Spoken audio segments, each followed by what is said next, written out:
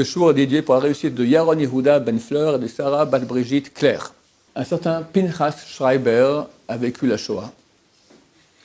Et Baruch Hashem, il en est rescapé. Et son fils raconte qu'il c'était en Israël, ici, il y a 60 ans. L'État allemand était prêt à donner des indemnités à tous ceux qui ont souffert sous l'ère nazie. Et lui, il a tellement souffert qu'il aurait pu recevoir des sommes énormes. Énormes.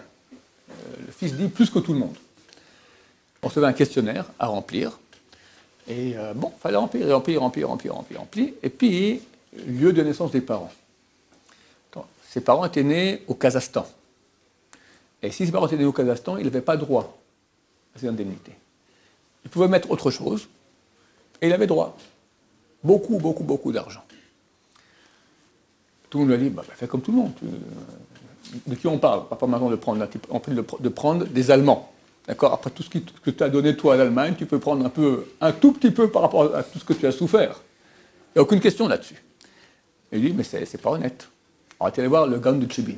Le Gaon de Tchibin, c'est un des grands Gaonim à l'époque, Weinfeld, un des grands d'Israël, qui lui dit, tu as le droit. Mais pourquoi tu fais ça? Pour avoir de l'argent, n'est-ce pas? L'argent de qui il vient? D'Hachem. Il faut avoir confiance en Hachem. Tout vient d'Hachem.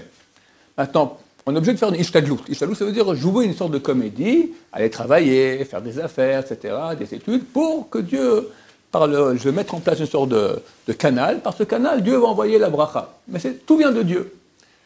Il dit, mentir, c'est pas une ishtadlout. Mentir, c'est pas mettre un canal en place. Tu n'as pas besoin de mentir. Hachem peut t'envoyer sans que tu mentes. Le type, il est venu, il a déchiré le questionnaire en petits morceaux. Et Baruch Hashem, son fils témoigne qu'il n'avait pas de dette toute sa vie et que tout allait très bien. Peut-être qu'il n'est pas un très grand riche, mais il n'avait pas de dette. Qu'est-ce qu'on demande? On demande à être très grand riche, on demande que tout va bien. Toujours, on a ce dont on a besoin. C'est clair, et c'est une leçon, je pense, énorme.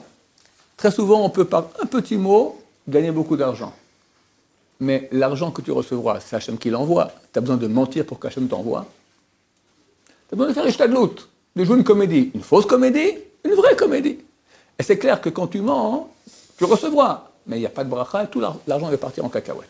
Je connais combien de gens, il y a des gens, des fois, ils ont gagné la loterie. Toute leur vie a été... Ils sont commencé à se prendre pour quelqu'un, ils ont divorcé, machin. Toute leur vie a été complètement ratatinée. On croit que l'argent fait le bonheur. Des fois oui, des fois non. Mais quand ça vient de façon malhonnête, ça ne peut pas faire le bonheur. C'est clair. Ça fait un bonheur éphémère, parce que tu es content au début, puis après, tous ceux qui ont vécu dans toutes sortes de combines... de magouilles, d'accord, tout le monde te dira, il n'y a pas de bracha, on n'a plus rien de cet argent-là, zéro. Ce sont les factures qu'il y a à payer, d'accord, après, quand tu as menti, quand tu as volé. Donc quand on est droit, c'est clair qu'il y aura beaucoup de bracha. Et c'est ça l'essentiel de chaque être humain. Être droit, être honnête, c'est la première chose qu'on te demande. Après, commencer à monter à d'autres degrés. Baruch Adonai, l'olam, amen va amen.